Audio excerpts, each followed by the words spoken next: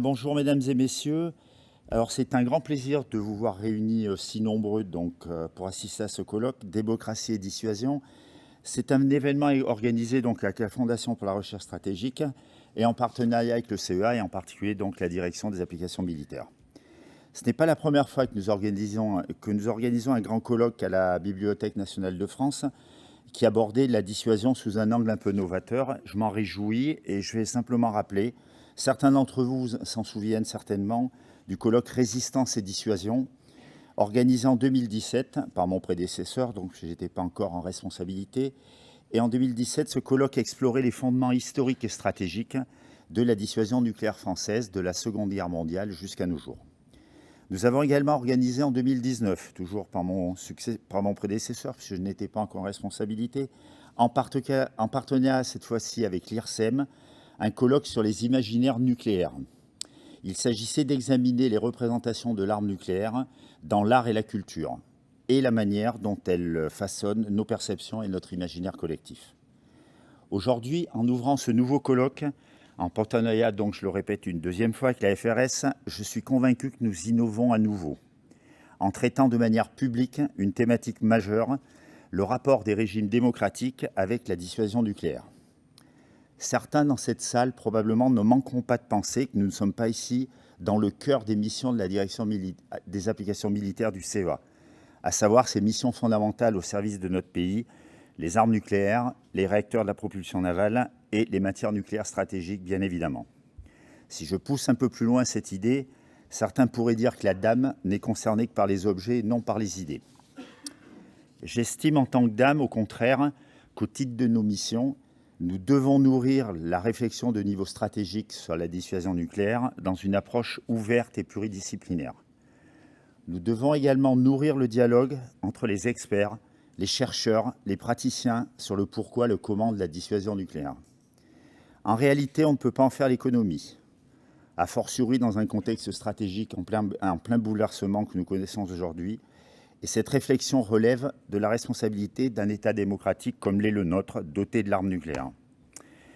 Ce colloque, on en a eu l'idée, comme le rappelait Bruno tout à l'heure, il y a un an. Il intervient dans un contexte très particulier, celui de la guerre en Ukraine, au cours de laquelle une rhétorique nucléaire irresponsable a été déployée par la Russie dès le début du conflit. Ce contexte interpelle les opinions publiques. Les armes nucléaires, qui étaient pour beaucoup en arrière-plan, suscitent une nouvelle attention, de nouveaux questionnements, des commentaires dans les médias souvent peu informés et, in fine, soulèvent des conclusions hâtives. Les démocraties occidentales vivent de fait un moment paradoxal. D'une part, la réalité d'une menace qui renforce le rôle de la dissuasion nucléaire dans son rôle de prévention de la violence et de la défense de notre démocratie. D'autre part, un mouvement de contestation de l'arme nucléaire, de stigmatisation morale de celle-ci, constatation qui ne s'exprime ouvertement de fait qu'au sein de nos sociétés démocratiques occidentales. C'est ce moment paradoxal qu'il nous semble important d'explorer et intéressant d'explorer aujourd'hui. Le président de la République, dans son discours à l'école de guerre le 7 février 2020, nous a donné une piste de réflexion qui, à mon sens, doit irriguer les travaux de ce colloque. Je le cite, « Je ne peux ainsi donner à la France comme objectif moral le désarmement des démocraties face à des puissances, voire des dictatures, qui, elles, conserveraient ou développeraient leurs armes nucléaires. » Par conséquent, on le voit, le sujet démocratie et dissuasion n'a pas été beaucoup exploré en tant que tel, alors même qu'il résonne dans l'actualité immédiate. Nous nous proposons d'explorer ces questions autour de 5 tables rondes qui, au fond, permettront de traiter de la moralité, de la rationalité, de la légitimité de la dissuasion nucléaire et de son utilité en tant que défense ultime des démocraties. Je remercie vivement les intervenants d'avoir répondu présents. La qualité et la diversité des profils des intervenants augurent d'une réflexion stratégique, politique, opérationnelle très riche. Nous nous réjouissons de la dimension internationale marquée de ce colloque, où nous entendrons des voix américaines, bonjour Brad, indiennes, coréennes, israéliennes, allemandes, merci à monsieur l'ambassadeur Lucas pour votre présence, des voix françaises également, bien entendu, de parlementaires, de praticiens, de diplomates, de militaires, d'experts, mais également de chercheurs du monde académique. Je souhaite, avant d'ouvrir les débats, aborder le sujet à titre personnel. Je ne vais pas faire un exposé philosophique ou théorique sur le sujet démocratie et dissuasion. Je veux juste aborder ce qu'il évoque pour moi en tant que praticien au quotidien de la dissuasion nucléaire sous 3 angles. Le premier, l'engagement personnel et le questionnement éthique. La question éthico-morale était présente quand j'ai rejoint, il y a maintenant presque 17 ans, la direction des applications militaires du CEA et pour finalement décider effectivement d'y aller. Accepterais-je de travailler sur une arme de destruction massive et qui plus est à la conception et à sa fabrication? Toutes les personnes impliquées dans la mise en œuvre de la dissuasion, c'est vrai pour les salariés de la direction des applications militaires, mais également, je pense, des forces militaires et de l'ensemble.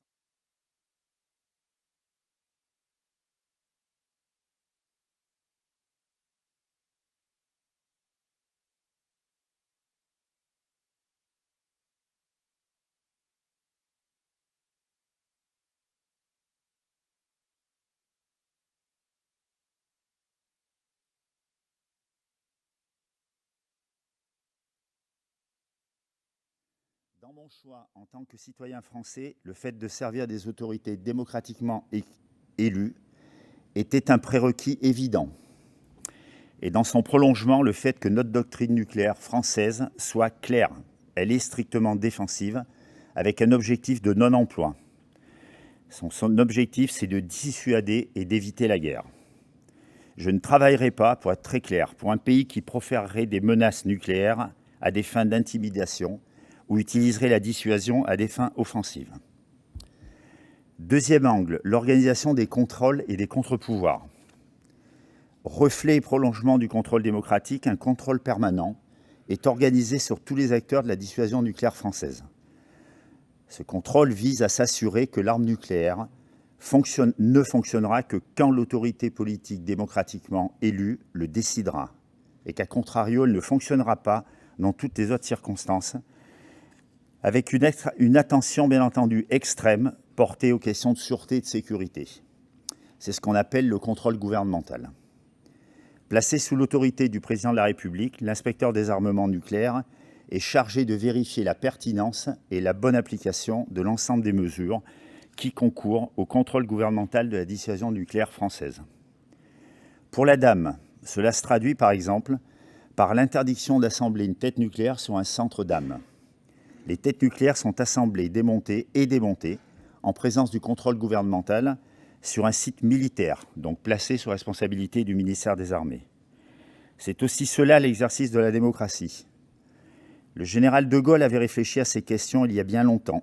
Pour lui, il était indispensable de répartir les tâches entre celles exécutées par la direction des applications militaires du CEA et celles exécutées par le ministère des Armées, et d'éviter ainsi la concentration des moyens aussi sensibles dans l'une ou l'autre partie. L'esprit qui régit cette activité très particulière est ce qu'on appelle l'œuvre commune.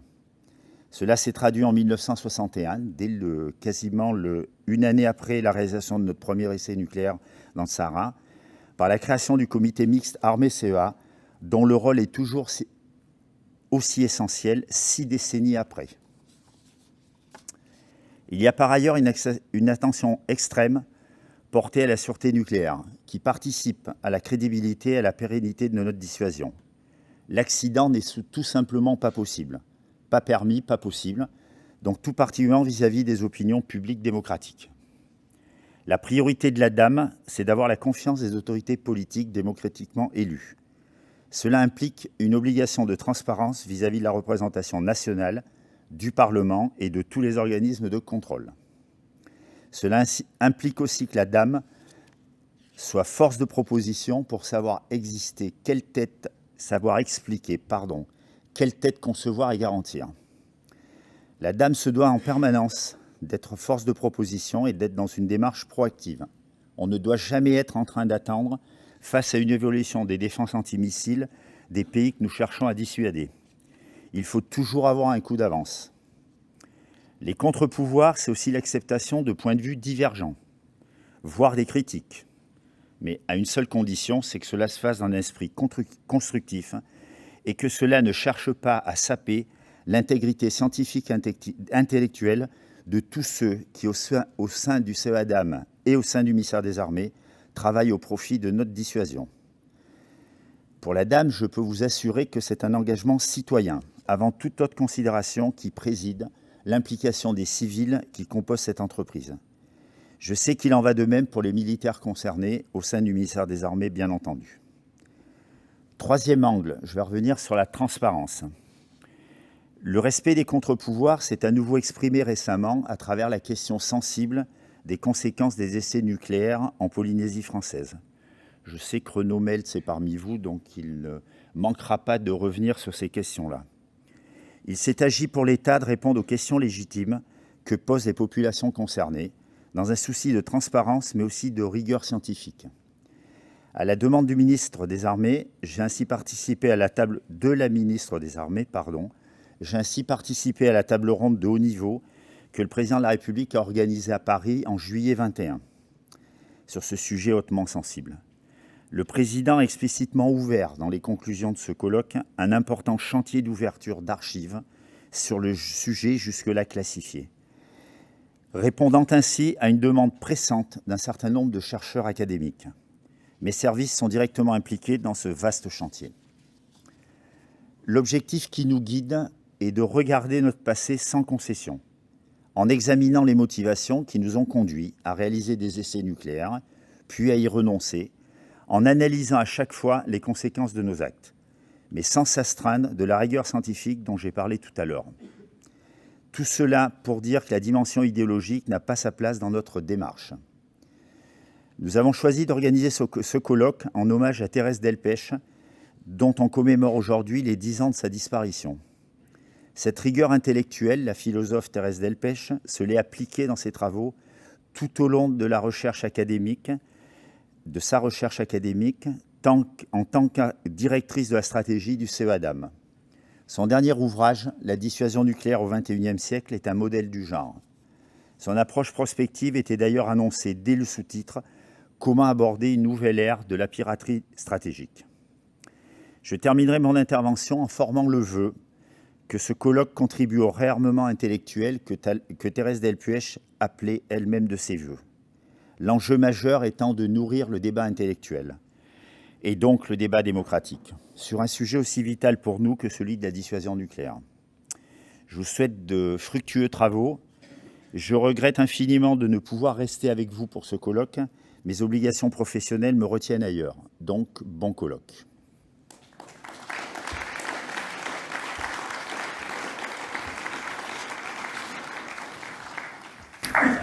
Merci beaucoup, cher Enzo. Nous demandons tout de suite aux intervenants de la première table ronde de nous rejoindre. La première table ronde est un exercice qu'on pourrait penser convenu, celui du contexte stratégique, des menaces qui pèsent sur la démocratie.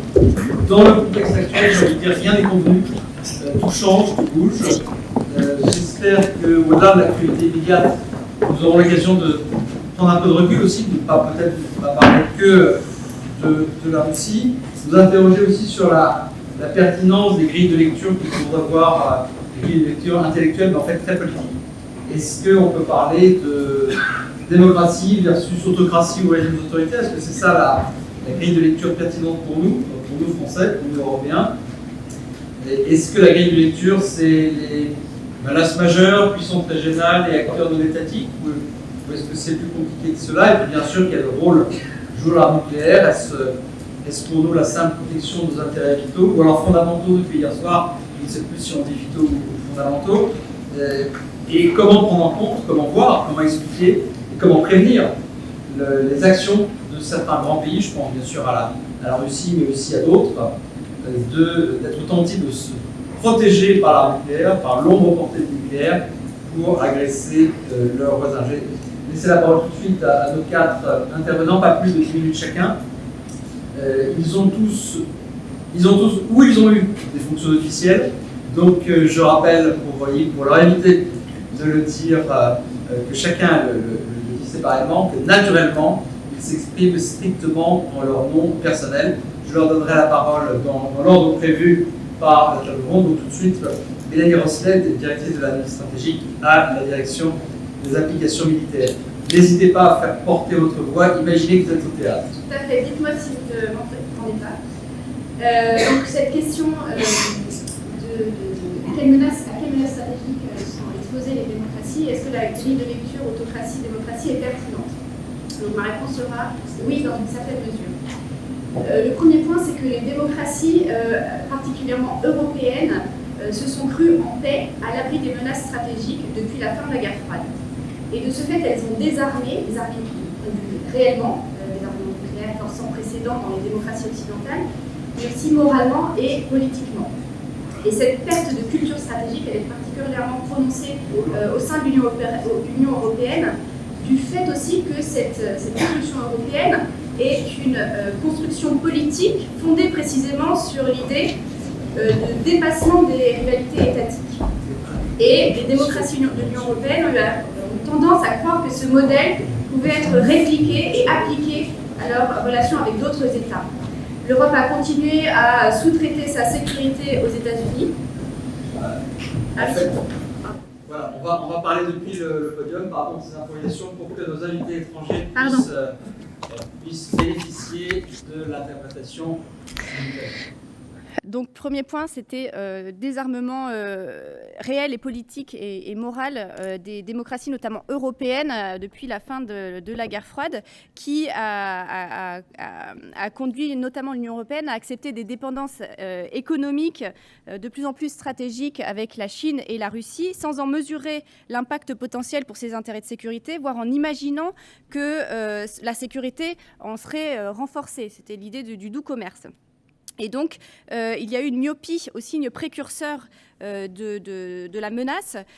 S'agissant de la Russie, nous avons écouté incrédule Vladimir Poutine qualifier la dislocation de l'URSS de plus grande catastrophe géopolitique du XXe siècle. Il l'a fait en 2005. Puis, lors de la conférence de Munich de 2007, présenter un agenda de contestation systématique de l'Occident. Et puis ensuite, dérouler ce programme impérialiste et destructeur. Nous avons écouté incrédule, nous n'avons pas écouté Vladimir Poutine. Nous avons plutôt eu tendance à dévaloriser la parole des pays de l'Est de l'Europe qui nous mettaient en garde. Et la question est, écouterons-nous ce que dit Xi Jinping ? De fait, l'Asie a été longtemps très absente, en réalité, du radar stratégique européen. Jusqu'à très récemment, aucune réflexion sur ce qui pourrait être fait en cas de conflit dans la péninsule coréenne, en cas de conflit entre la Chine et les États-Unis, et les répercussions sur le continent européen d'un tel scénario n'ont été conduites. L'Europe et les États-Unis, les démocraties ont été perçues comme faibles par leurs adversaires potentiels. Elles ont été présentées comme décadentes moralement, comme manquant de détermination. Et les évolutions internes aux démocraties ont renforcé cette perception et cette définition. Et donc, ça a eu pour effet de précipiter les effets que les démocraties voulaient éviter. Et d'une certaine manière, on peut dire que les démocraties se sont rendues involontairement responsables de l'escalade en voulant conduire la désescalade. Nous avons contribué à ce que la Russie fasse un mauvais calcul, comme elle l'a fait en Ukraine. Ça concerne les Européens, ça concerne évidemment aussi les États-Unis, et en particulier le refus d'obstacle du président Obama après les attaques chimiques russes de la Ghouta en Syrie en septembre 2013, qui ont porté un coup très important à la crédibilité américaine et ont renforcé l'idée dans la Russie dans l'idée que les nouvelles règles, c'était qu'il n'y avait pas de règles et qu'on pouvait bien s'en sortir. Deuxième point, c'est qu'il y a quand même un retournement. La guerre en Ukraine est un bouleversement majeur qui réveille les Européens, les démocraties, sur le fait qu'elles sont attaquées. Et que dans cette attaque, il y a une attaque spécifique sur la notion démocratique. Il apparaît donc désormais clairement que certains États construisent un agenda révisionniste qui vise à remettre en cause les conditions internationales qui ont fait le succès et la prospérité des démocraties. L'ouverture économique, la stabilité des normes et des frontières. Alors, on peut avoir une lecture réaliste de ceci en disant que ces États révisionnistes veulent des règles plus favorables à leurs intérêts. Et pourquoi serions-nous surpris que la Chine se comporte comme une grande puissance, au fond ? Mais une autre lecture est possible, une lecture constructiviste et qui, à mon sens, plus indiquée, qui lie cela au fait que ce sont des régimes de nature autoritaire et qui poursuivent cet agenda car ils estiment que le succès de leurs compétiteurs démocratiques constitue une menace à leur survie et veulent en conséquence les affaiblir et, si possible, les détruire. En d'autres termes, il ne s'agit pas seulement d'un conflit sur les règles et les normes internationales, mais d'une confrontation systématique plus existentielle. Il y a une dimension de dénigrement des alternatives démocratiques pour ces pays. L'Ukraine et Taïwan en sont deux cas clés, deux dangers perçus comme tels pour les régimes russes et chinois. Et l'impérialisme territorial russe en Ukraine a pour objet de détruire l'Ukraine physiquement comme symbole démocratique dans son environnement proche. Et la même logique de continuum intérieur et extérieur risque d'être à l'œuvre avec la Chine vis-à-vis de Taïwan. Il y a une dimension intérieure également dans ce dénigrement des démocraties et elle vise en fait à la démobilisation des populations. Comme l'explique dans un récent article Timothy Snyder en analysant le discours de Vladimir Poutine qui a accompagné l'annexation des territoires qu'il a attaqués. Il explique que ce discours violemment anti-occidental ne vise pas à mobiliser les populations, mais au contraire à les démobiliser, à les anesthésier en déployant un cynisme absolu, en disant que ces valeurs de liberté et de démocratie sont une illusion, que rien ne se vaut et que finalement il n'y a pas d'alternative à la force et la soumission au pouvoir autoritaire. Une autre dimension est que la Russie et la Chine maquillent leurs ambitions révisionnistes en tentant de se présenter comme les chefs de file d'une mobilisation du reste du monde, du Grand Sud, contre un Occident abusif, et donc comme un combat civilisationnel. Mais sous le vocable d'Occident, ce qu'il faut voir, c'est que c'est la dimension démocratique qui est attaquée. Et que par ailleurs, malheureusement, cette rhétorique rencontre un certain succès, car elle joue sur les faiblesses des démocraties, en tout cas sur l'amnésie démocratique vis-à-vis de des démocraties vis-à-vis de leur propre turpitude et les contradictions entre l'idéal démocratique et leurs actions internationales. Il y a aussi, de la part de ces régimes, la tentative de construire un modèle alternatif qui est imparfaite, tentative de promotion d'un modèle techno-autoritariste chinois que la crise du Covid n'a fait que renforcer. Et donc, on peut dire qu'il y a cette dimension de retour d'une compétition des modèles politiques à l'échelle globale, un peu comme pendant la guerre froide, et que pour les démocraties occidentales, elles sont elles-mêmes qui connaissent des défis intérieurs du fait du populisme des démocraties libérales. Cela signifie qu'il est plus difficile pour elles de promouvoir leur propre modèle à l'étranger, du fait qu'elles sont sur la défensive. Le troisième point, on se rapproche du nucléaire, c'est que ce qui frappe, c'est la dimension nucléaire qui est au cœur de cette compétition. Donc on observe la conjonction entre la dynamique des efforts de développement des capacités nucléaires et un positionnement international offensif remettant en cause l'ordre international multilatéral fondé sur les règles. Fondamentalement, notre troisième âge nucléaire est caractérisé par ce fait que des puissances nucléaires non démocratiques se comportent désormais elles-mêmes comme des pirates stratégiques, pour reprendre l'expression de Thérèse Delpech, comme la Russie, qui déploie cette rhétorique nucléaire irresponsable au service d'un agenda révisionniste. C'est avéré pour le cas de la Russie dans le cadre de la guerre d'Ukraine, et c'est un risque pour la Chine vis-à-vis de Taïwan, notamment au regard du développement des arsenaux chinois. C'est un risque pour le régime de Téhéran, c'est un risque pour la Corée du Nord.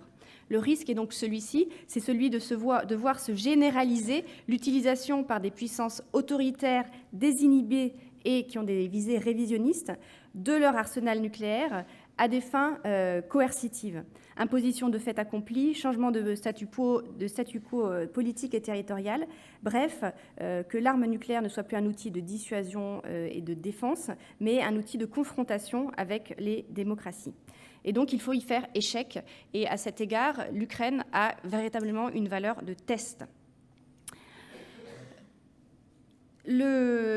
Donc le point fondamental, le 4e point, il ne faut pas céder au chantage nucléaire et maintenir la dissuasion nucléaire. Je ne reviendrai pas sur le fait qu'il y a une efficacité de la dissuasion nucléaire alliée dans la guerre d'Ukraine pour tenir la Russie à distance, pour préserver notre liberté d'action et même soutenir militairement l'Ukraine. Mais le problème qui est posé par l'Ukraine, ce n'est pas, pas le succès de la dissuasion entre l'OTAN et la Russie, ça marche, mais c'est la question stratégique, c'est comment faire échec à ces stratégies de sanctuarisation agressive, c'est-à-dire à ces guerres conventionnelles conduites à l'ombre du nucléaire par des États qui dévoient les logiques de dissuasion contre des États non protégés par des garanties nucléaires. Et là, l'enjeu est de renforcer pour les démocraties leur crédibilité et leur détermination et la perception par les adversaires de cette détermination. Sa réalisation, donc il y a un changement de paradigme qui est en cours au sein des démocraties, mais ce changement n'est pas complet. Il va nécessiter pour les démocraties qu'elles soignent leurs faiblesses, leurs blessures, et qu'elles laissent moins prise au discours des régimes autoritaires, puisque ce qu'on constate, c'est une forme de succès des discours autoritaires dans les démocraties, d'ailleurs soutenus de l'extérieur par les guerres de l'information conduites par la Russie. Comment renforcer la crédibilité et la capacité de dissuasion des démocraties ? Je rajouterai que dans le domaine nucléaire, il y a un problème spécifique qui est le pacifisme et les approches radicales du désarmement qui ne s'expriment en réalité que dans les démocraties et qui risquent de contribuer à la perception par nos adversaires d'une asymétrie du rapport de force en leur faveur. Et donc, s'il y a une perception par les adversaires d'une asymétrie des déterminations, les adversaires risquent de faire des mauvais calculs et de mal anticiper les réactions des démocraties qui, de fait, quand elles sont attaquées, montrent qu'elles sont capables de réagir. Je termine en disant en nuançant, donc il y a cette dimension d'affrontement entre démocratie et autocratie, et il faut en prendre la mesure. Cependant, notre intérêt n'est pas de précipiter une logique de bloc. Et par ailleurs, cette grille d'affrontement entre démocratie et autocratie n'est pas entièrement satisfaisante. Elle est d'abord réductrice par rapport à la diversité des menaces. Certaines des menaces stratégiques contre les démocraties n'émanent pas des autocraties nucléaires. Et il y a des menaces communes aux démocraties et aux autocraties. Et celles-ci sont significatives. La crise climatique et écologique en est évidemment une importante. Toutes les démocraties ne sont pas uniformément également sujettes aux mêmes menaces en raison de leur géographie, de leur histoire, d'autres facteurs. Et puis, des logiques de coopération et d'échange doivent perdurer entre démocratie et autocratie pour traiter des enjeux du siècle. Par ailleurs, la Chine et la Russie ne sont pas alliées. Et il n'est pas dans l'intérêt des démocraties occidentales d'accélérer et de cristalliser ce rapprochement que d'ailleurs la Russie et la Chine...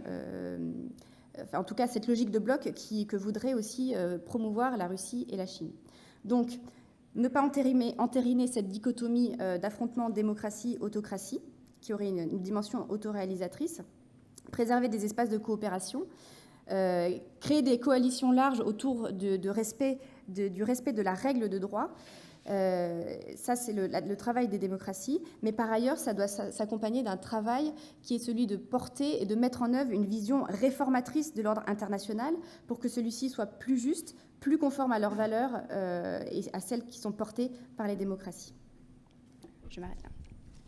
Merci beaucoup, chère Mélanie.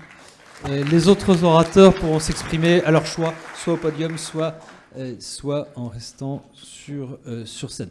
Corentin Brusselin, vous êtes directeur délégué à la prospective et à la politique de défense. Ah oui, non, pardon, c'était pas vous d'abord, excusez-moi. Dans l'ordre, alors. Jean-Claude Mallet, cher Jean-Claude, ancien secrétaire général de la Défense et de la Sécurité nationale, qui connaît extrêmement bien ces questions, à la fois sur le plan de l'action politico-administrative et bien sûr intellectuelle. Vous avez la parole, je vais encore une fois vous exprimer, comme tous les autres, en votre nom personnel. Merci, ça marche. Oui, ça marche. Merci beaucoup. Je vais essayer de répondre à la question menace stratégique sur les démocraties, peut-être pas en suivant tout à fait tout ton questionnaire que tu nous as gentiment envoyé avant, mais en me concentrant sur l'avenir. Et je vais faire deux séries de remarques sur ces menaces stratégiques sur les démocraties. Une première série, parce qu'on est à l'ombre de Thérèse Delpech aujourd'hui, et je pense qu'elle m'en voudrait si je ne faisais pas une référence au moins aux questions éthiques géopolitiques et géoéconomiques. Et ensuite, je viendrai plus aux questions militaires. Pardon si c'est un peu sombre, mais comme il y a une table ronde après qui doit traiter de la question de comment la dissuasion nucléaire est adaptée, je pense qu'ils seront plus joyeux que ce que je vais vous dire. Premièrement, ce qui me frappe, c'est la délégitimation systémique de la vérité par ces fameuses tyrannies, dictatures, régimes illibéraux et autres. À partir du moment où les contre-vérités sont valorisées dans l'espace public et politique de la même façon, à la même hauteur que les vérités, il y a une perte de repères générale. Et ça ne peut que nuire aux démocraties, et singulièrement aux démocraties occidentales. Or, la construction d'espaces de désinformation fondés sur des contre-vérités est aujourd'hui monnaie courante. La première grande et spectaculaire illustration, c'était la Crimée, lorsque le Kremlin pouvait nier totalement qu'il y ait quoi que ce soit comme présence russe en Crimée. Ça, c'est une première chose, et c'est une très grande faiblesse, a fortiori pour nous, démocratie, qui, par ailleurs, comme ça a été très bien dit tout à l'heure par le directeur des applications militaires, valorisons la transparence. Donc si on est effectivement sous une pression, d'ailleurs parfois un peu invraisemblable, une exigence de transparence qui est souvent manipulée à des fins subversives, en réalité, mais à laquelle on ne peut pas complètement résister. Mais c'est donc une très grande faiblesse, c'est une vulnérabilité qui, je crois, sera exploitée. Et la tragédie dans ce domaine, c'est que ce dénigrement ou ce déni ou cette négation du rôle de la vérité, c'est pas seulement les tyrannies, c'est aussi la plus grande démocratie au monde, puisque l'un des deux partis qui peut gouverner les États-Unis est fondé en partie sur le mensonge. Et que le risque qu'un tenant du mensonge vienne à la Maison-Blanche dans les années qui viennent n'est pas faible, c'est le moins qu'on puisse dire. On a un parti entier qui est soudé derrière la dénonciation, le dénigrement de la vérité.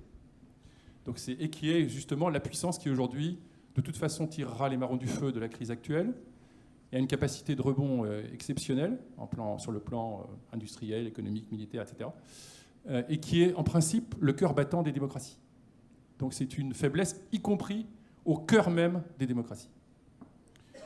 Deuxièmement, nous avons face... Alors je sais bien que ce qu'a dit Mélanie tout à l'heure est tout à fait juste. Il faut éviter autant qu'on pourra le bloc à bloc, la mise en place d'un bloc Russie-Chine, sauf qu'il est là. Il n'est pas autant là peut-être que le souhaiterait Vladimir Poutine. C'est assez clair, je peux le constater aussi dans mes fonctions actuelles. Il n'y a pas autant que ça d'aide aujourd'hui chinoise à la dictature russe. Il n'y a pas autant que ça de violation de l'embargo ou des sanctions occidentales, américaines ou européennes en direction de la Russie par les entités chinoises qui sont très prudentes. Mais il y a une alliance intellectuelle et politique et idéologique qui a été manifestée dans la déclaration commune du 4 février dernier, lors de la dernière visite, enfin l'avant-dernière visite, de Poutine à Pékin à l'occasion des Jeux Olympiques, et qui est la charte commune, non seulement de la Chine, de Xi, et de la Russie de Vladimir Poutine, mais aussi d'autres pays qui sont prêts à s'y rallier. Et donc ce plan, cette vision est totalement antidémocratique. Elle est anti-état de droit international, plus exactement. Et par conséquent, elle est un élément de faiblesse et une véritable menace. À quoi on peut ajouter le fameux discours de la salle Saint-Georges, dont on a parlé tout à l'heure, et qui, lui, alors carrément, est une déclaration de guerre à l'Occident et à l'état de droit européen et à l'état de droit international. Troisièmement, la banalisation de la barbarie. Nous avons un retour, alors ça, je pense que Thérèse serait horrifiée, on a un retour de la barbarie au cœur de l'Europe, et le tragique, c'est que cette barbarie est banalisée.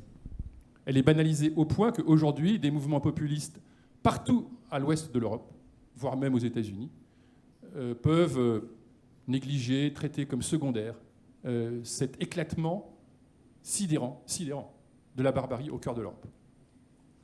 Et quatrièmement, bien sûr, les ruptures que tout cela peut induire en matière de développement ou pas de la mondialisation.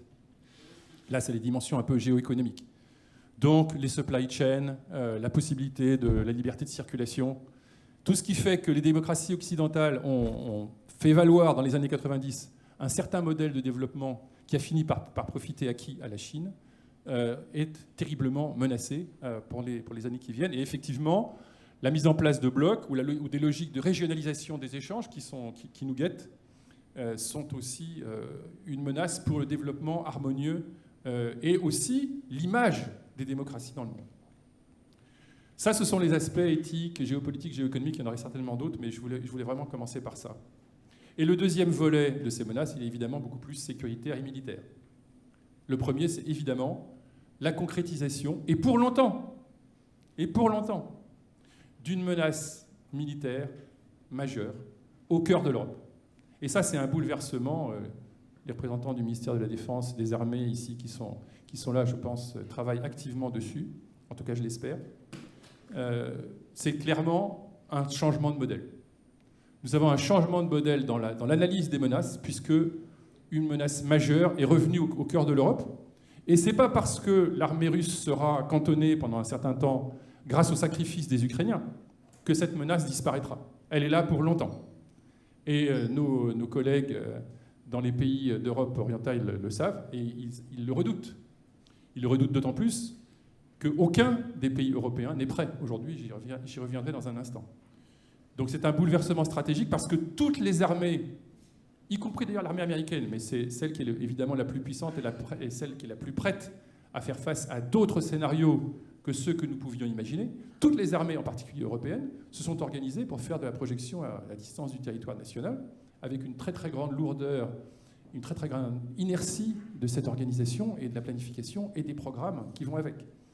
Donc pour tourner et être face à cette menace nouvelle qui s'est brutalement concrétisée et qui a une dimension insoupçonnée, ou en tout cas qu'on ne voulait pas voir, même si on l'a dit, on l'a décrite dans les livres blancs, on a eu toujours le fameux 6e scénario, j'en sais quelque chose, auquel on était censé se préparer, la résurgence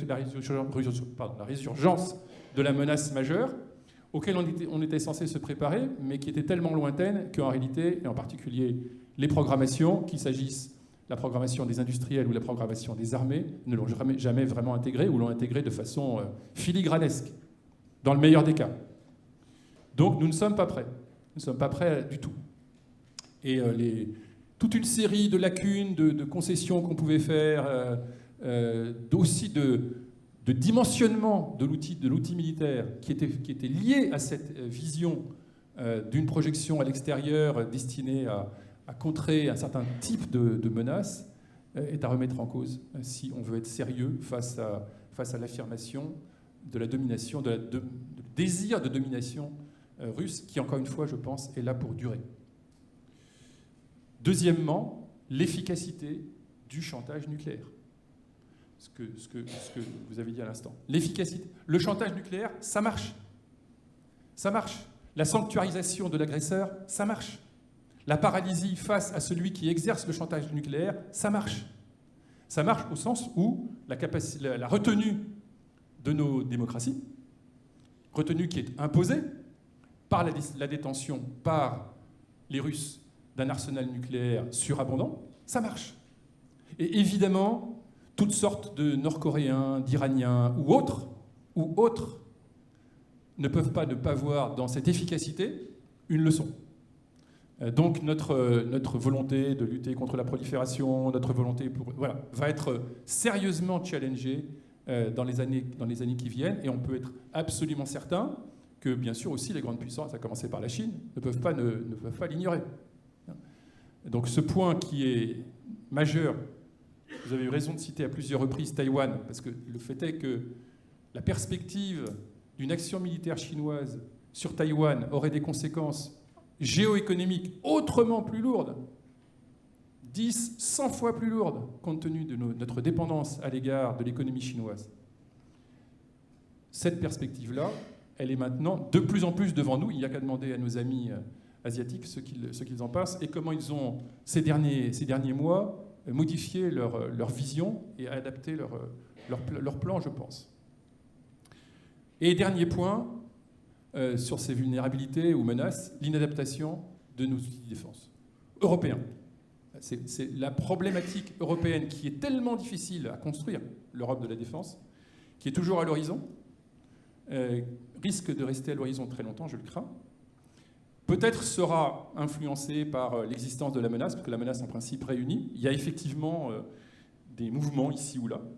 Mais enfin, concrètement, la défense européenne, les moyens européens de défense ne sont pas prêts, pas plus que les moyens français, comme je l'ai dit tout à l'heure, ne sont pas prêts à véritablement faire face à ce challenge. Donc, y aura-t-il un sursaut européen réel? Alors peut-être que Camille pourra en dire un mot du point de vue où il est placé là maintenant. Y aura-t-il un vrai sursaut ou pas? Moi, je suis personnellement assez préoccupé de voir que c'est plutôt mou. C'est plutôt mou. Aujourd'hui, la défense de l'Ukraine est assurée à 90% en dehors des Ukrainiens eux-mêmes et de la levée en masse des Ukrainiens. Elle est assurée à 90% par les arsenaux américains. Donc la question de l'adaptation des moyens et de l'adaptation de l'Europe de la défense en tant que telle à ces nouveaux défis me paraît posée. Merci beaucoup, cher Jean-Claude. Corentin, vous êtes directeur délégué à la prospective et à la politique de défense, je crois, c'est bien ça? À peu près. À peu près, oui, absolument. Bon, enfin, globalement. Oui, merci. Est-ce que vous avez des réponses à Bien ce sûr, que vient de dire j'ai des Jean-Claude réponses à Ballet? tout. Merci beaucoup Bruno et merci à Mélanie également pour cette invitation. Je suis très heureux de m'exprimer aujourd'hui sur ce sujet-là. J'aborderai la question des menaces stratégiques vis-à-vis des démocraties à travers un prisme spécifique qui est celui de la désinhibition et en particulier la désinhibition dans les comportements de certaines puissances nucléaires. En étant tout à fait conscient que la désinhibition, la tendance à la désinhibition qu'on observe n'est pas quelque chose de spécifiquement nucléaire, c'est une tendance générale, ça a déjà été abordé. Ça reflète l'ambition de puissances désireuses de remettre en cause l'ordre international tel que nous connaissons, son droit, ses normes, ses formes de régulation qui étaient établies, ces formes de retenue qui avaient été codifiées et qui ont prévalu jusqu'à présent. Et en ce sens, elle fait écho à l'ensauvagement évoqué et dépeint par Thérèse Delpech dans son ouvrage. Donc cette désinhibition n'est pas strictement nucléaire, mais elle affecte aussi les politiques nucléaires, et c'est là-dessus que je me concentrerai. D'abord, pour comprendre cette dynamique et cette tendance à la désinhibition, il faut comprendre d'où on vient et la manière dont, dans une première phase du développement des politiques nucléaires, on a eu une tendance de plus en plus grande à une forme de retenue, vers une forme de retenue.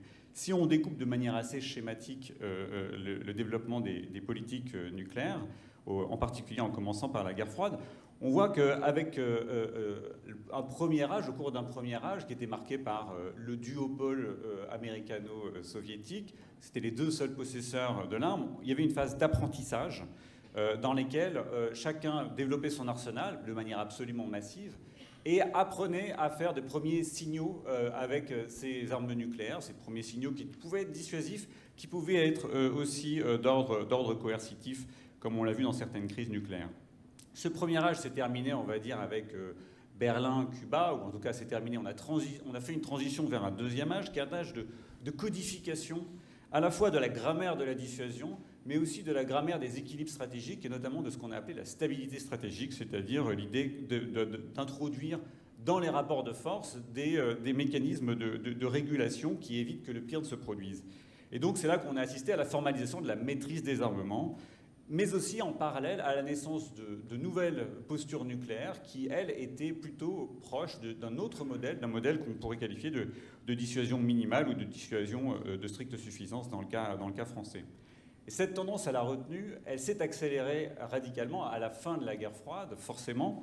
Ça a ouvert une troisième période avec évidemment la prorogation indéfinie du traité de non-prolifération en 1995, les engagements qui ont été pris par les puissances dotées à cette occasion-là.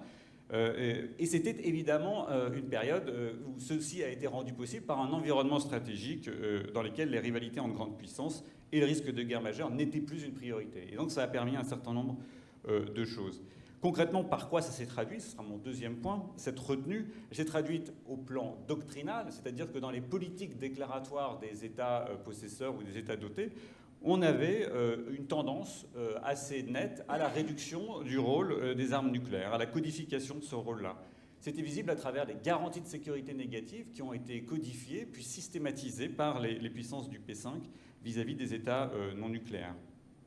Un autre volet de cette retenue grandissante, c'était évidemment un volet capacitaire, tant au plan quantitatif, où entre les années 80 et les années 2010, on a vu une réduction, en particulier en Occident et en Russie, beaucoup moins en Asie évidemment, une réduction des volumes des arsenaux nucléaires.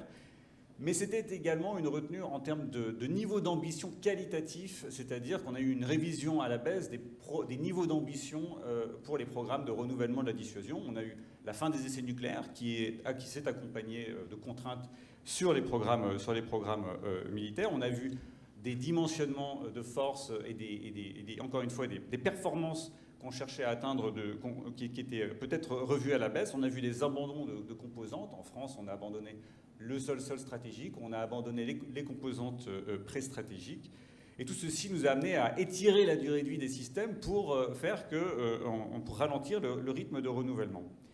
Enfin, dernier aspect de cette retenue, ça a été un rapport à la norme qui était entretenu, un rapport à la transparence dans la conduite des politiques nucléaires, en particulier à travers les travaux du P5, des efforts de prévisibilité et un respect en tout cas pendant un certain temps, des accords de maîtrise des armements.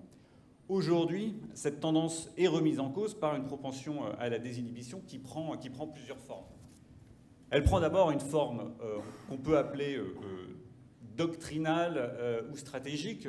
On peut revenir. Ça peut être ça peut se traduire dans la doctrine à travers, par exemple, le cas nord-coréen, où on voit récemment une dimension assumer un rôle assumé de l'arme nucléaire à des fins de préemption et pas simplement de réponse en cas d'attaque. Donc une bascule assumée de la part de la Corée du Nord.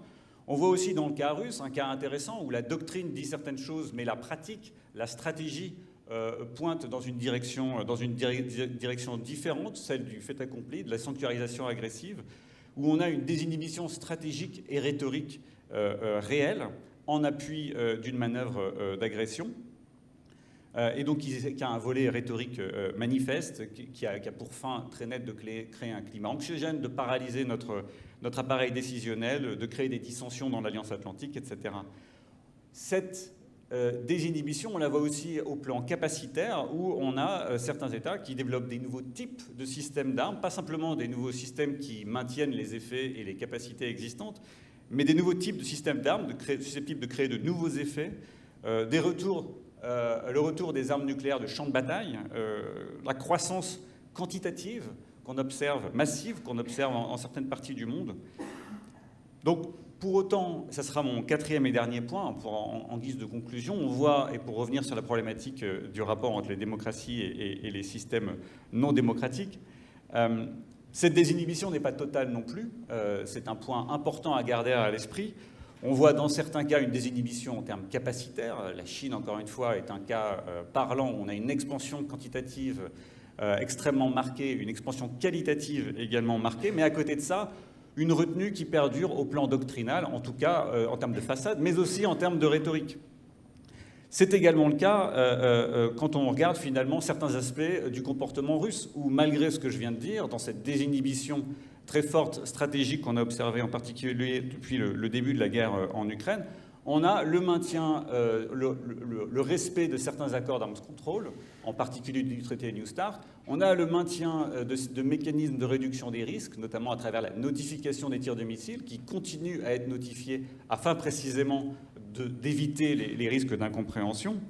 Et donc ceci nous ramène au fait que cette désinhibition, elle se heurte aussi à des obstacles. Elle se heurte aussi à des mécanismes de régulation qui restent en place. C'est-à-dire que la régulation par le droit peut échouer face à des puissances révisionnistes. Par contre, la régulation par le rapport de force demeure plus importante que jamais. Et donc cette désinhibition comportementale, elle se heurte au maintien des postures de dissuasion qui contribuent à canaliser et donc à imposer une retenue, même lorsque ce n'est pas la solution préférentielle. Et donc on voit aussi, du côté de ces puissances désinhibées, une conscience que certaines transgressions seraient extrêmement coûteuses.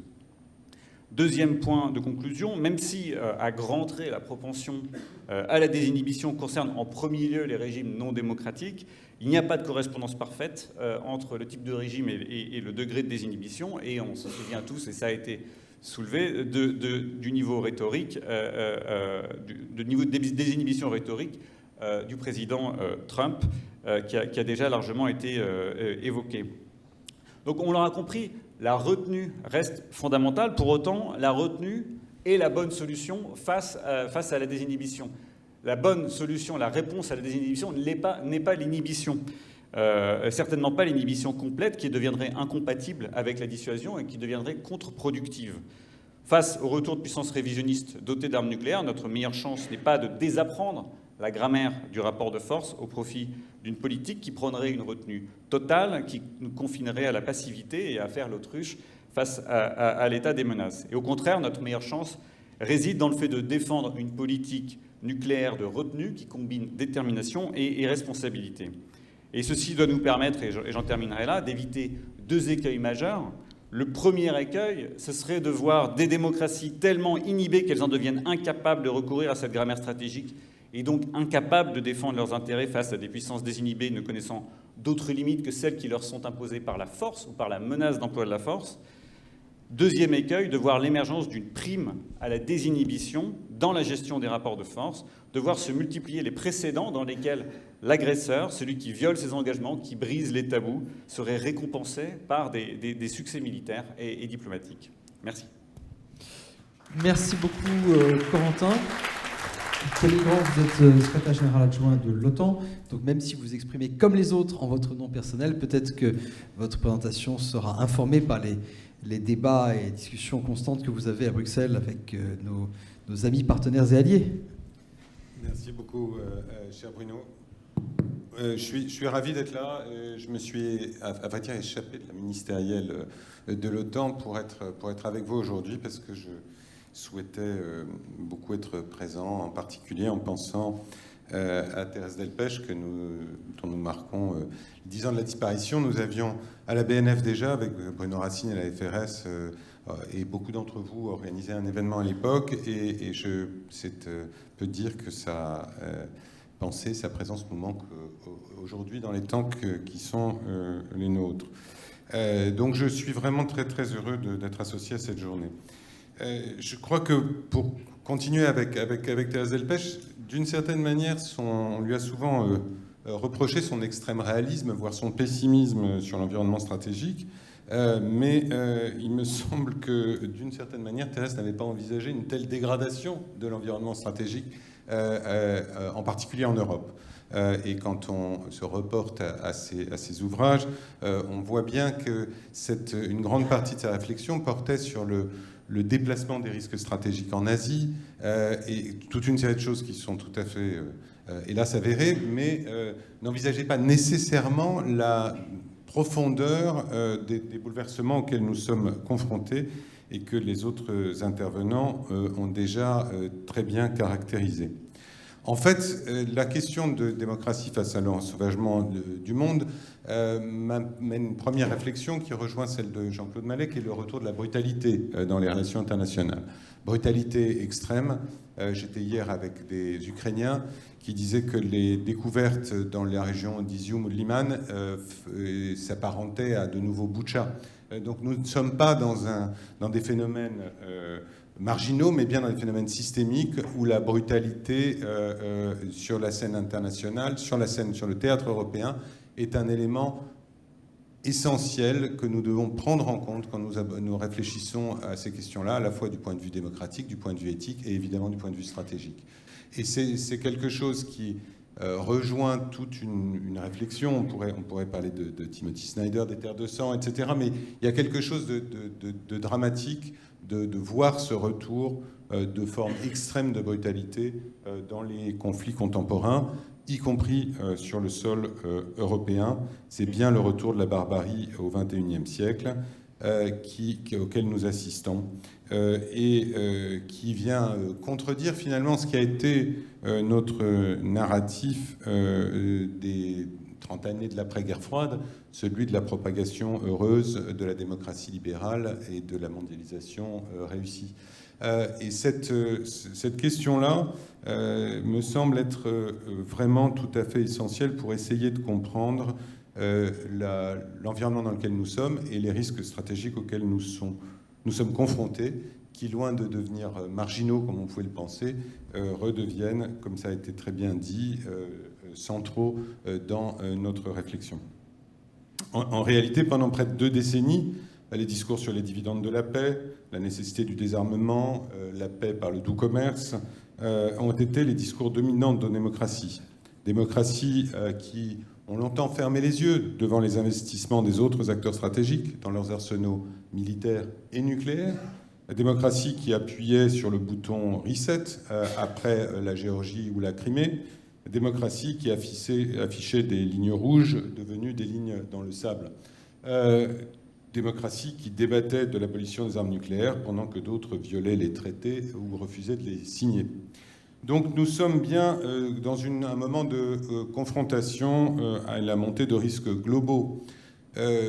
Et là, peut-être pour faire un pas de côté par rapport à la crise ukrainienne qui est dans nos esprits, la question du terrorisme et de la déstabilisation de régions entières par des groupes terroristes n'a pas disparu. C'est un problème persistant. Et on voit, et c'est une question qui serait sans doute au cœur de nos débats à l'OTAN ou ailleurs aujourd'hui sans l'Ukraine, une vraie question sur l'efficacité de nos interventions militaires et finalement la fin d'un cycle avec le retrait des États-Unis et de l'OTAN d'Afghanistan, mais aussi les difficultés rencontrées au Sahel, qui posent toute une série de questions sur l'efficacité de nos systèmes, avec des acteurs qui nous disent « mais regardez, le modèle russe de gestion de ces crises est plus efficace. En Syrie, les djihadistes sont contenus, etc. » Donc, sans tomber dans le piège de ce contre-discours, on voit bien qu'il y a là un point à penser pour nos démocraties sur cette fonction qui a été très dominante dans les 20 dernières années, ou 20 ou 30 dernières années, qui était celle de la gestion de crise et de la préservation de la paix. Deuxième axe, celui des menaces hybrides, qui a déjà été évoqué, qui menacent le cœur même de nos démocraties. Il ne faut pas être grand clair pour noter qu'un certain nombre de grandes décisions et de grands moments électoraux dans les grandes démocraties occidentales ont fait l'objet d'interventions délibérées dans la sphère digitale, qu'il s'agisse du débat sur le Brexit, des grandes élections américaines, européennes des dernières années. Ça a été dit, documenté, et c'est une vraie question pour la pérennité de nos modèles démocratiques que d'être soumis à ce type d'incertitude. Ces menaces hybrides pèsent également sur nos économies de manière évidente, avec des incertitudes dans la sphère cyber ou la capacité à toucher nos infrastructures critiques, qu'elles soient spatiales, énergétiques, et ainsi de suite. Donc on est vraiment dans quelque chose, dans un moment très particulier. Évidemment, le retour de la guerre majeure, symétrique, en Europe, avec l'Ukraine, est un phénomène, et qui a été très bien dit depuis ce matin, qui pose toute une série de questions, puisque c'était une hypothèse que nous avions écartée, en quelque sorte, très largement de notre réflexion. C'était une hypothèse qu'on conservait, le fameux scénario 6, comme étant un cadre qui, notamment, justifiait l'investissement dans la dissuasion et la nécessité de conserver cet outil, et nécessité ô combien confortée aujourd'hui, mais qui n'était plus dans nos schémas mentaux, à la fois comme société, mais aussi comme appareil militaire. J'y reviendrai dans un instant. Inutile évidemment de mentionner, surtout en pensant au reste de la journée, le retour de la menace nucléaire, avec à la fois le retour d'une rhétorique et d'une forme de discours imprécis et menaçant du côté russe, qui a pour objet de créer une incertitude et qui s'éloigne très fortement des nécessités finalement du nucléaire et de l'apprentissage de 70 années de grammaire nucléaire, visant justement à éviter ce type de discours incertain. C'est presque paradoxal d'entendre les discours de Vladimir Poutine, alors que la Russie signait en janvier 2022 un texte avec les 4 autres membres permanents du Conseil de sécurité, le P5, pour dire qu'une guerre nucléaire ne devait pas être menée et ne pouvait être gagnée. Donc on voit bien un glissement ici, glissement russe évidemment, mais glissement également avec la Corée du Nord. Encore une fois, aujourd'hui, sans la guerre en Ukraine, nous serions tous en train de débattre de ces volées de missiles qui survolent l'espace aérien japonais et ont une portée toujours accrue. Ça paraît loin, mais comme un collègue estonien me le faisait remarquer quand je présentais cette menace balistique en notant que la première capitale de l'OTAN sous menace balistique nord-coréenne était Tallinn, le collègue estonien me disait « Pourquoi toujours nous ?» Donc, dans cette ère de la piraterie stratégique, comment est-ce qu'une puissance... cette idée de la piraterie stratégique, dans les travaux de Thérèse Delpech, s'appliquait d'abord aux puissances régionales, elle pensait à la Chine également. On n'imaginait pas forcément que le premier pirate stratégique serait l'une des 2 plus grandes puissances nucléaires du monde. Et ça, c'est quelque chose qui me semble être très fondamental. Les choses ont été dites, ce sera, je suis sûr, l'objet d'un beaucoup de vos débats, mais cette pratique de la sanctuarisation agressive, l'expression de menaces nucléaires irresponsables, la violation des règles de droit et des principes de la Charte des Nations Unies, parce que on peut longuement débattre des discours de Vladimir Poutine sur les élargissements de l'OTAN comme cause de tous les malheurs de l'Ukraine. La réalité, c'est que nous avons un membre permanent du Conseil de sécurité qui remet en cause finalement tous les principes qui ont fondé l'ordre international depuis 1945, qu'il s'agisse de la préservation des frontières, du respect de l'état de droit, etc. Et de ce point de vue-là, moi je me félicite du vote intervenu dans la nuit aux Nations Unies, où 143 États ont voté contre la Russie, qui s'est retrouvée dans un petit club avec la Corée du Nord, la Syrie, le Nicaragua, et je crois que ni le vote cubain ni le vote chinois ne l'ont été assurés. Mais il m'en manque un ou deux. L'Iran ? Donc on voit bien en réalité, contrairement à un discours disant que le Sud global soutenait cette aventure russe, que les choses sont beaucoup plus nuancées que ça, même si la Chine et d'autres se sont abstenus.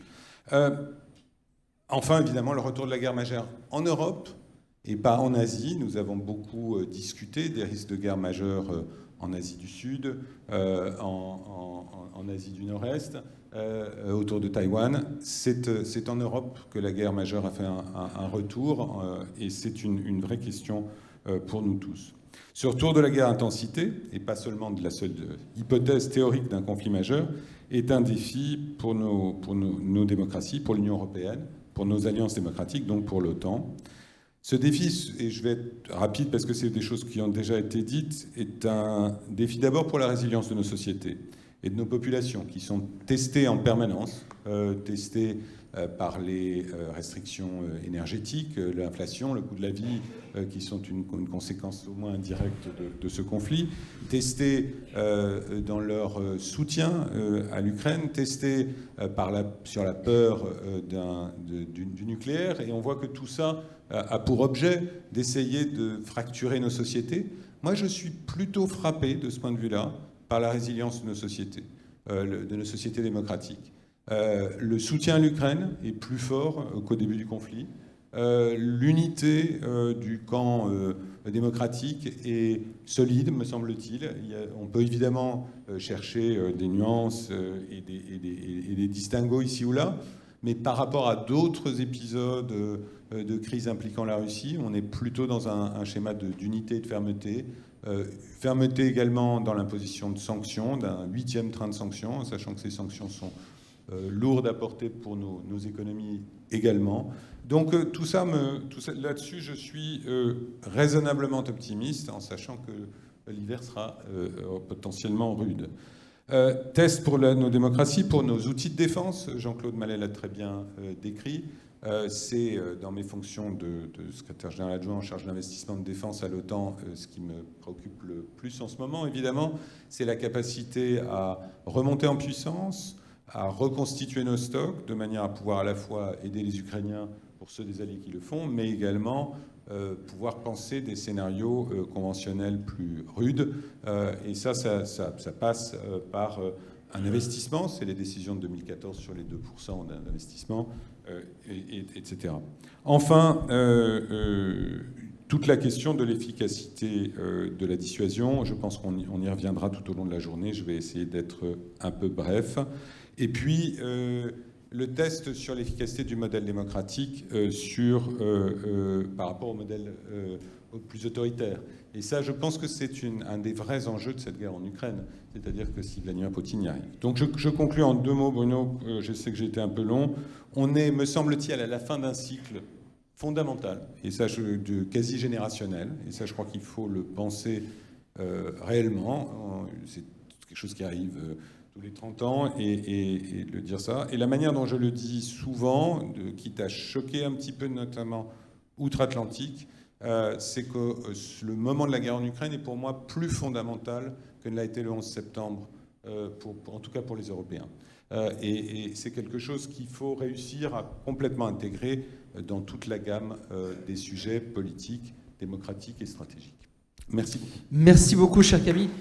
J'avais envie de vous demander à tous les quatre, si dans cet océan de mauvaises nouvelles, il y avait quand même quelques bonnes nouvelles, mais vous y avez répondu, Camille, en rappelant par exemple qu'effectivement 143 pays hier à l'ONU, c'est pas rien. De mémoire, c'était 100 lors de la résolution analogue en 2014, lors de l'élection de la Crimée. Donc l'idée de dire l'Occident est totalement isolé, etc., bon, effectivement, c'est tout à fait contestable. Vous avez raison aussi de parler de la résilience européenne. Personnellement, je n'aurais pas parié que 8 mois après, les sociétés européennes continueraient à soutenir autant, à s'intéresser et à soutenir autant la cause ukrainienne. Je vais résister à la tentation du modérateur. Il y avait plein de choses que je voulais vous demander de discuter. Par exemple, on a beaucoup parlé de cette notion chère à Thérèse de piraterie stratégique. Et moi, je suis toujours frappé par le fait que ce n'est pas forcément quelque chose qui s'impose naturellement au reste du monde lorsqu'on voit qu'une très grande partie du monde considère que le pirate stratégique numéro 1, c'est souvent les États-Unis. C'était les États-Unis dans ce discours. En 2002, c'était aussi les États-Unis entre 2016 et 2020. Donc je crois qu'il faut, quand on met en avant ces notions, qui sont tout à fait fécondes, il faut aussi qu'on réalise que ce qui nous semble, nous, évident, ne l'est pas forcément pour une grande partie du monde. Je résiste à la tentation et j'ouvre donc le débat. Nous essaierons de terminer, nous prendrons quelques minutes de plus que l'horaire prévu, mais nous ne terminerons pas trop tard pour éviter de décaler les autres tables rondes. Alors, les micros sont en principe disponibles quelque part. Voilà, il y en a au moins un là-bas. Donc je vais vous demander, alors, j'ai monsieur devant moi, monsieur là-bas, et monsieur ici, monsieur... Voilà, je vais prendre ces 4 questions. Vous voulez bien descendre avec le micro ? Je vous demande, s'il vous plaît, de ne pas faire d'intervention, seulement des questions, et si possible d'une manière assez concise, mais pas d'intervention, s'il vous plaît. Nous n'avons simplement pas le temps. Peter Davidse, je suis élu délégué dans le Congrès des peuples dans des élections transnationales. La question de ce séminaire, est-ce que la dissuasion a assuré la sécurité des peuples démocratiques depuis le milieu du siècle dernier? Je pourrais dire oui. Et ça a aussi assuré la sécurité des peuples, des sociétés non démocratiques dites dans les discours. Monsieur, s'il vous plaît, exclusivement une question. Une question, s'il vous plaît. Autocratique. Est-ce que vous pensez que l'initiative de l'Organisation de sécurité et de l'OSCE, qui englobe l'hémisphère nord, s'est effondrée parce que l'OTAN, avec la Russie, un conseil de Russie et l'OTAN, a effondré en 2014. D'accord, c'est la pertinence de l'OSCE. C'est ça votre question? Très bien. La pertinence, c'est sur l'arme nucléaire que c'est fondamentalement non démocratique.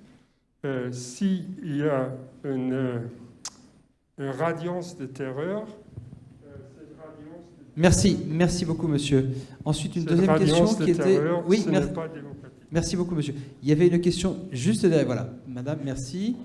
Et ensuite, j'en avais une ici. Bonjour, Xavier Crespin, je suis étudiant. Ma question s'adresse à Jean-Claude Mallet. J'aurais aimé savoir, est-ce qu'on pourrait avoir un peu plus de précision sur le fait que le chantage nucléaire fonctionne? Parce que je ne suis pas tout à fait en adéquation, enfin en titre personnel, en tout cas en adéquation avec cette affirmation. C'est une bonne question. Monsieur Devant.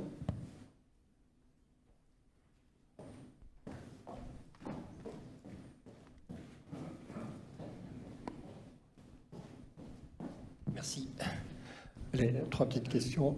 Est-ce que la dissuasion est toujours que nucléaire? Est-ce qu'on ne peut pas trouver autre chose? Aussi, est-ce qu'on pourrait mettre, pour équilibrer la balance de déversement, est-ce qu'on pourrait mettre la dissuasion, enfin les capacités nucléaires françaises dans la balance vis-à-vis des Américains, pour les Ukrainiens? Et puis, est-ce que dans les scénarios, on a bien vu quand même que la Chine et la Russie ont fait des manœuvres navales en Méditerranée, et que si, passent en revue ces troupes en leur disant « préparez-vous à la guerre à Djibouti », donc est-ce qu'on a quand même aussi analysé cette menace chinoise et quelle dissuasion, évidemment, en Méditerranée vis-à-vis des démocraties du bassin? Merci. Merci beaucoup. Pour aller dans le sens de votre question, en Méditerranée orientale, il y a une problématique particulière que nous connaissons tous. Et j'avais une 4e question qui était... monsieur ici, devant, voilà, ici, voilà. Et je demanderai ensuite aux intervenants de prendre celle des questions qu'ils souhaitent prendre.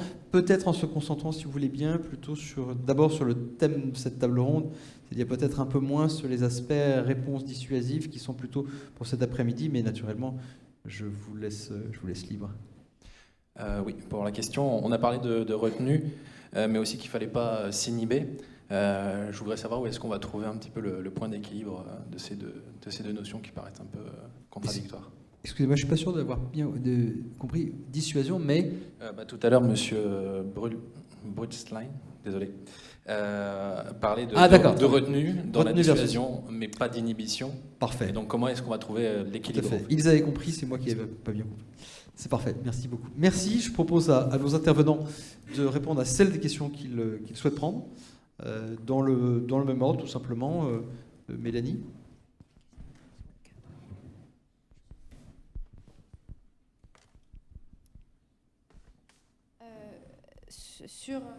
Vas-y, bien dans le micro.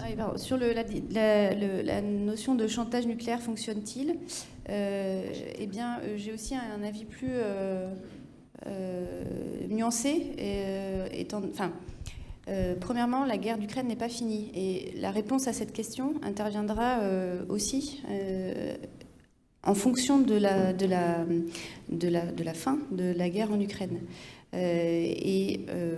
Pour le formuler positivement, si nous réussissons à infliger à la Russie une défaite stratégique, eh bien, cette question du chantage nucléaire sera vue sous un autre angle, et sous celui de son échec. Et c'est pour ça qu'il est si important que tous nos efforts soient concentrés pour parvenir à ce résultat. Et par ailleurs, on peut en discuter, c'est une question importante, mais il y a eu des effets, ces menaces qui ont été proférées n'ont pas empêché l'OTAN, les Européens, les pays de l'OTAN et les Européens de fournir un soutien à l'Ukraine, bien au-delà de ce à quoi la Russie sans doute s'attendait. Et donc les effets inhibiteurs qui étaient attendus n'ont pas été là en fait. Voilà. Donc c'était une nuance, mais effectivement c'est la démonstration qui doit être faite, c'est que ce chantage ne fonctionne pas et que les démocraties y résistent. C'est la question fondamentale qui est posée dans ce conflit. À mon avis, donc c'est les deux questions stratégiques sont celles-là. Comment on fait échec aux stratégies de sanctuarisation agressive et donc à l'ombre portée du nucléaire sur des conflits conventionnels. Et l'autre question, c'est effectivement penser à des scénarios où il y aurait une déflagration en Asie et quid de ce qu'il se passerait sur le territoire européen et des attaques opportunistes de la Russie qui pourraient en découler.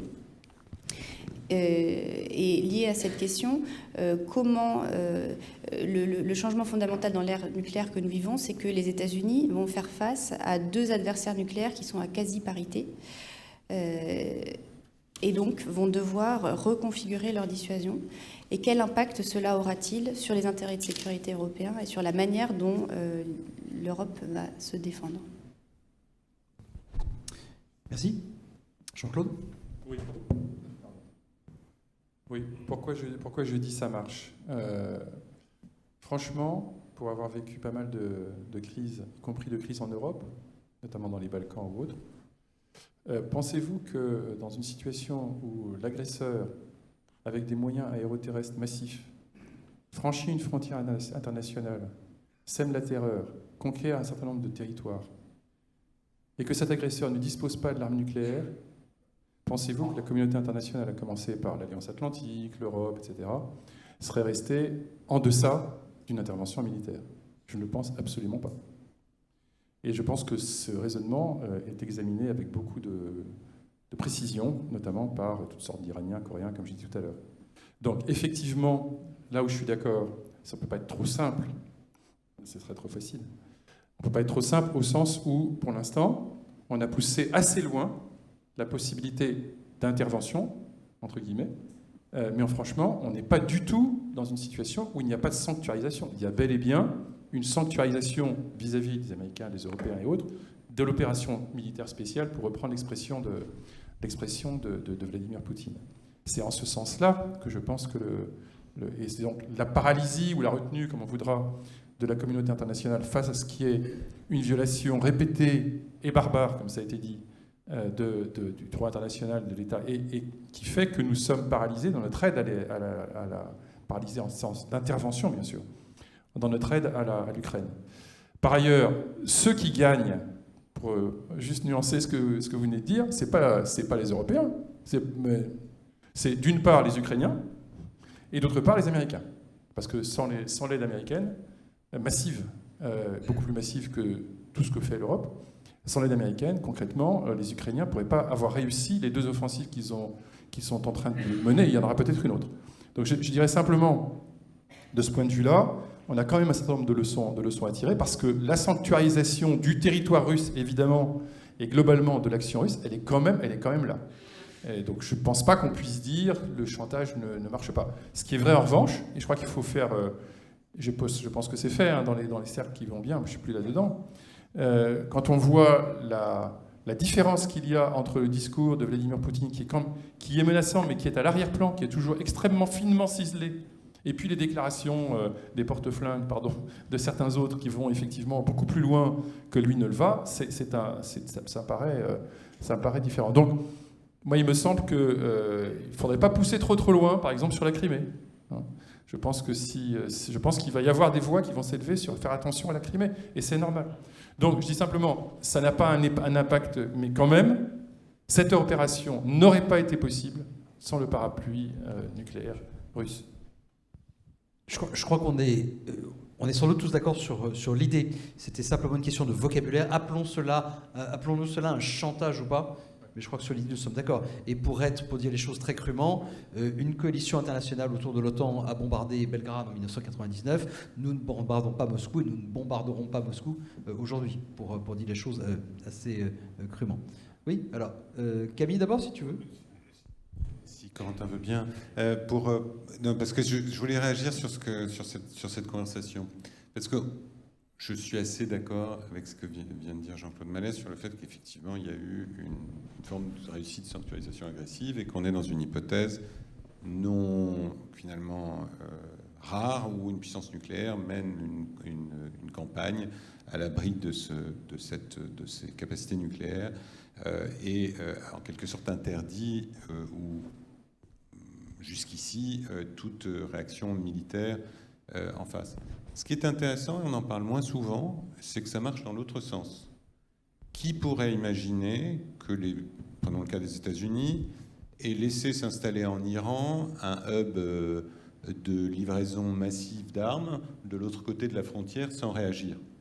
Donc, ce que je veux dire par là, c'est que la Russie est également dissuadée, depuis le début de ce conflit, de ne pas l'escalader avec l'OTAN. Il n'y a pas eu, alors qu'on en a pas mal parlé dans les premiers temps, de ne pas sanctionner et d'intervenir contre l'assistance menée, qui est une assistance là aussi sans précédent. Hein. Je crois que ça fait partie des choses auxquelles il faudra réfléchir, c'est-à-dire que des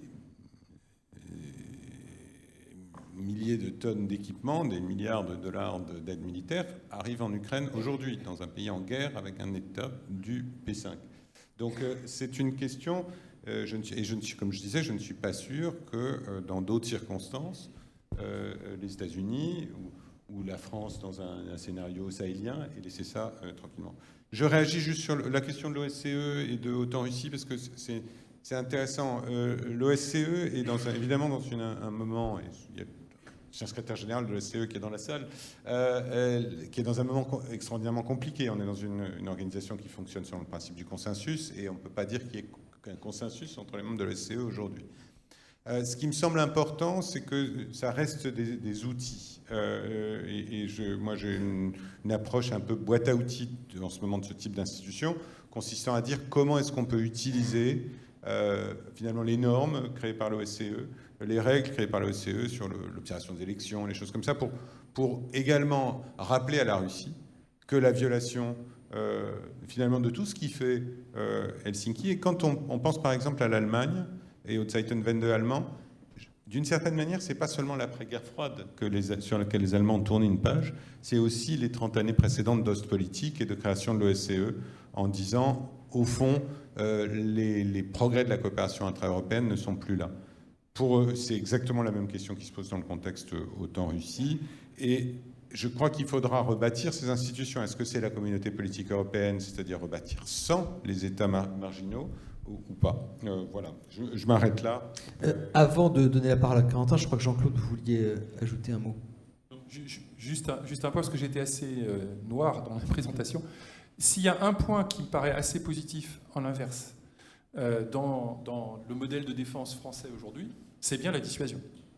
Et cet appareil de dissuasion, comme on est sous l'égide de la direction des applications militaires ici, ce ne serait pas bien de ne pas le rappeler, il a été adapté. Et justement, il a été adapté, notamment à l'époque de Jacques Chirac, en prenant en compte précisément des risques de chantage. Et donc ça, c'est un élément qui fait que, en principe, sur ce plan-là, je ne suis plus dans les secrets des dieux, mais en principe, sur ce plan-là, notre capacité est adaptée. Et nos modes de pensée, nos modes de réflexion sont adaptés. C'est beaucoup plus sur le côté moyen conventionnel, moyen classique, que là, je crois, on est lacunaire. Je suis sans surprise d'accord, pour des raisons que Jean-Claude connaît.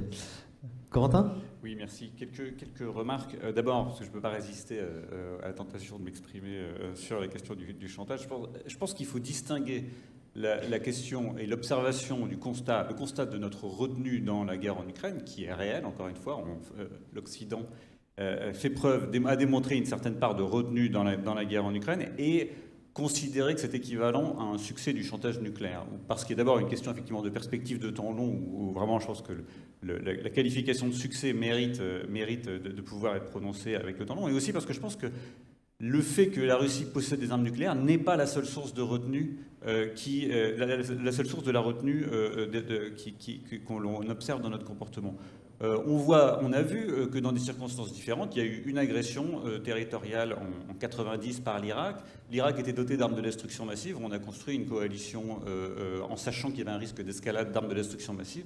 Et on a conduit cette guerre dans des circonstances différentes. Je pense qu'il y a aussi donc à la fois l'état de l'ordre international et l'état de la volonté des différentes parties prenantes de prendre des risques pour défendre un certain nombre de normes qui nous parlent et qui est préoccupant en tant que tel. Je pense qu'on voit peut-être aussi les effets de la fatigue des interventions extérieures et ce que ça induit sur le leadership américain et leur disposition à prendre des risques. Je pense qu'il y a aussi le différentiel conventionnel qui n'était pas le même et que envisager une intervention face à la Russie, ça ne serait pas la même chose que l'envisager face à l'Irak, même si elle avait la 3e ou 4e armée du monde, bien sûr, comme nous le savons tous. Deuxième point sur l'OSCE, très rapidement, en complément de ce qu'a dit Camille. L'OSCE a beaucoup de valeurs, pas forcément nécessairement parce que, si vous voulez, les contraintes qu'elle induit sur les partenaires sont très fortes. Typiquement, tout ce qui se traduit en termes de transparence et de prévisibilité sur les activités militaires. Certes, c'est important de comprendre ce qui se trame dans les activités, dans les exercices russes, par exemple, mais c'est d'autant plus important de se rendre compte quand la Russie refuse de s'y soumettre, quand la Russie refuse de jouer avec, d'obéir ou de remplir les obligations qu'elle a librement consenties. En fait, c'est ça qui nous parle le plus, c'est ça qui nous renseigne le plus sur la capacité à coopérer avec la Russie demain. Et donc, les mécanismes restent en place, nous œuvrons à ce qu'ils restent pertinents et à jour et à les actualiser. Néanmoins, on doit composer avec la volonté russe de ne pas coopérer pour renforcer la sécurité en Europe. Et on le voit dans les propositions de traité qu'ils ont faites en décembre dernier et qui en disent long sur ce qu'ils appellent sécurité et coopération en Europe.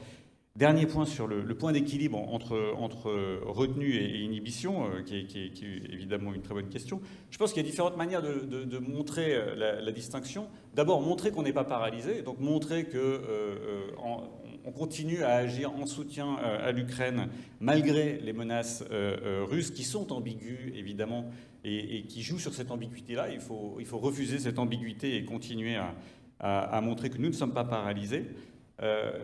Il faut aussi montrer que nous sommes responsables, c'est-à-dire qu'il faut continuer à remplir nos obligations, il faut continuer à maintenir des canaux de communication avec la Russie, que ce soit des canaux de communication au niveau opérationnel quand nous cohabitons sur des théâtres extérieurs, ou des mécanismes des canaux de communication au niveau politique. Et ensuite, ça se traduit à travers notre discours qui doit à la fois être ferme, mais ne pas verser dans la surenchère. Voilà, merci. Merci à tous les quatre pour cette belle et sombre séquence d'ouverture. Je vous remercie infiniment. Nous allons raccourcir un tout petit peu la pause. Je vous demande d'être présents dans la salle à 11h15 précise. Merci à tous les quatre. Merci.